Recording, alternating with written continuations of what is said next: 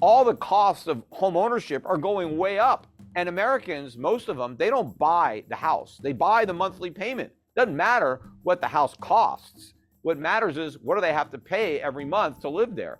And that's going to go way up, even as prices go down. And of course, the falling prices creates a big problem for the people who own homes, who have borrowed against the homes, or a big problem for banks who have loaned against those homes.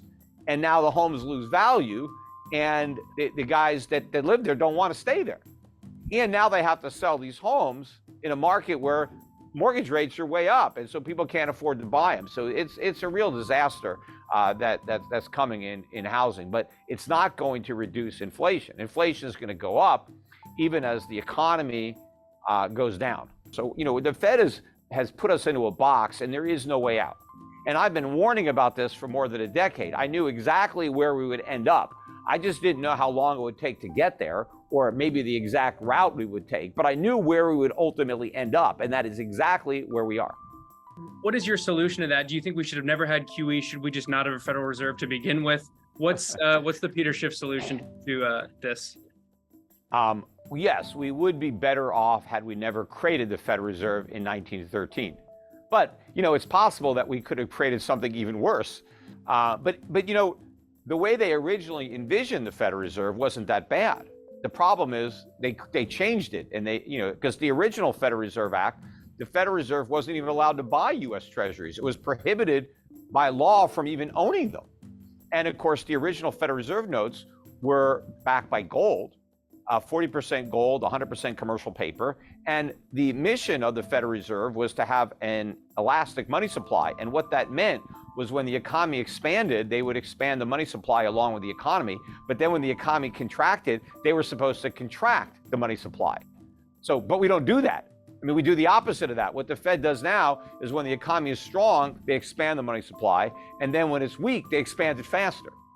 Right? So it's not elastic. When that switch occurred, when did we start doing the exact opposite of the initial, I don't know exactly, but certainly probably during the Depression, everything started, with Roosevelt in the 30s, and then really kicked into gear in the 60s with the Great Society programs and the War on Poverty and the Vietnam War. And, that's why we had the big outburst of, price inflation, in the 1970s.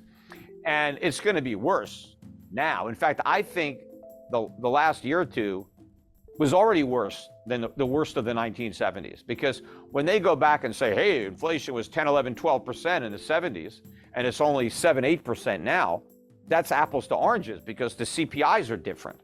If you took the 1970 CPI and you used it to calculate the CPI today, you had the same metrics, we would have had 15 to 20% inflation last couple of years, much higher. Or if you took our CPI and brought it back and redid the 70s numbers using the CPI of today, they would have had inflation maybe no higher than 6, 7%, something like that.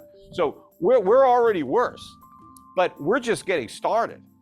And you remember, the way they were able to bring that inflation to an end was Paul Volcker in 1980, who allowed real interest rates to get to a positive 6 or 7%. The highest inflation got was 1981 at 13.5 by CPI, and we had interest rates at 20. We're nowhere near there. We're still got interest rates half the inflation rate. And where's the cuts to government spending? You're not going to rein in inflation without getting to the source of inflation, which is government deficit spending. We just passed this omnibus Freudian slip, omnibus spending bill. That's all financed by inflation. You can't fight inflation and create inflation at the same time. So I don't see any end in sight to the inflation spiral that's only now just getting started. And that's why it's so important that people act to protect themselves, because the vast majority of people are going to get eviscerated by what really amounts to a tax. This is how the government is paying for all the programs, all the spending. We're not getting anything for free from government. Everything government gives you costs money. And the way most people are going to pay for the cost of government is through higher prices. And we've only seen the beginning of the price increases that are coming. So you mentioned the importance of fiscal spending there, and the Great Society, LBJ's big welfare push being partly to blame for the inflation, and then Reagan's welfare cuts helping to rein it in. So let's say Jerome Powell, holds true and keeps raising interest rates, but then President Biden, continues various stimulus programs, unemployment, welfare things. In that sort of scenario, could you get rising inflation, rising CPI, despite interest rates also rising, given what the fiscally what. Sure. Again, remember, interest rates are another price too. I mean, if I'm a business, I've got raw material costs, I got labor costs, I got rent, and I got interest if I've borrowed money. And as my interest rates are going up, I mean, that's another cost that I'm going to look to pass on to my customers through higher prices. So all else being equal, rising interest rates are adding to the inflation problem. The way rising interest rates are supposed to slow inflation is by slowing spending and increasing savings. That's what has to happen. But that hasn't happened. If you look at consumer consumption patterns, they're spending like crazy. The savings rate is near an all-time record low. It has collapsed. And credit card debt, mortgage debt, auto debt, student, all-time record high. So the rising rates have done nothing to alter consumer behavior. And so they're going to do nothing to bring down inflation. The only thing that's happened is we've had a pullback in commodity prices, oil prices, other things that moved up the most, the quickest, they've pulled back. And so that's creating some hope that maybe we've seen the worst of the inflation and now it's coming back down. But no, those prices are going to consolidate and hit new highs, probably even this year. And the other thing that's causing some hope is that real estate prices are finally coming down. But that doesn't matter, right? Real estate prices are not even part of the CPI. What's part of the CPI? Owner's equivalent rent. So, and that still has a long way to go up.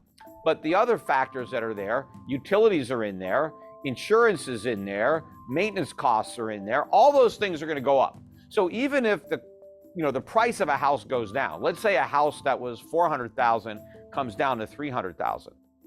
It's actually going to be more expensive to buy the $300,000 house than it was to buy a $400,000 house a couple of years ago, because the mortgage rate is much higher, your insurance cost is much higher, your maintenance, your property tax. I mean, all the costs of home ownership are going way up. And Americans, most of them, they don't buy the house. They buy the monthly payment. Doesn't matter what the house costs. What matters is what do they have to pay every month to live there? And that's going to go way up, even as prices go down. And of course, the falling prices creates a big problem for the people who own homes, who have borrowed against the homes, or a big problem for banks who have loaned against those homes. And now the homes lose value, and the guys that live there don't want to stay there. And now they have to sell these homes in a market where mortgage rates are way up, and so people can't afford to buy them. So it's a real disaster that's coming in housing, but it's not going to reduce inflation. Inflation is going to go up even as the economy goes down.